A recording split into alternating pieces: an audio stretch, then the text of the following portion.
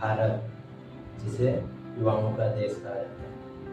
आप सभी जानते हैं कि भारत में 65% आबादी सिर्फ युवा की है, लेकिन देश के सामने यह बहुत बड़ी समस्या है कि भारत में युवाओं को योग्यता अनुसार, उनके पसंद के अनुसार सरकारी नौकरियाँ मिल पा रही है।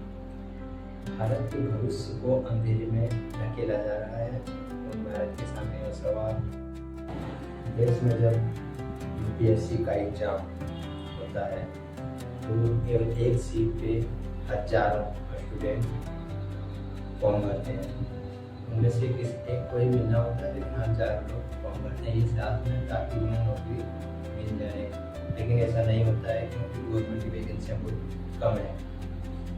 एसएससी और रेलवे का एग्जाम ये महीनों सालों तक का रहता है। जब समय आता है एग्जाम हो जाता है, लेकिन उसके बाद पता चलता है, एग्जाम दे के घर आते समय ही पता चलता है कि क्वेश्चन पेपर लीक हो गया है।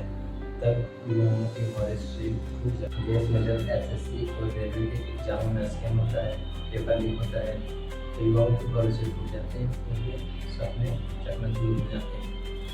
CMIE की रिपोर्ट के अनुसार देश में 8% आबादी भी बेरोजगार है। यह संख्या बहुत बड़ी है, देखने में तो छोटी लगी, लेकिन ये संख्या बहुत बड़ी है। प्रत्येक 100 में से 8 युवा बेरोजगार हैं। आज देश में इंजीनियर किया हुआ एक युवा चाय बेचने को मजबूर है, मास्टर डिग्री देने वाला युवा रिक्शा चलाने को मजबूर है, और सरकारी नौकरियों के इंतजार कर रहे उस लाखों युवा अपनी जिंदगी को पार कर बेरोजगार ही बैठे हैं। ये आंकड़ा आगे गए युवाओं को रोजगार नहीं मिला तो उसका असर सिर्फ एक परिवार पर नहीं बल्कि पूरे देश पर पड़ेगा। युवा हताश होते हैं और समाज में अपराध बढ़ जाता है, विकास रुक जाता है। भारत की ताकत ही उसका युवा है, और अगर यह ताकत बेरोजगार रहा तो यह हमारी सबसे बड़ी कमजोरी होगी। अब सवाल यह है कि भारत युवाओं को उनका हक दे पाएगा या फिर देश बेरोजगारी के आग में जलता हुआ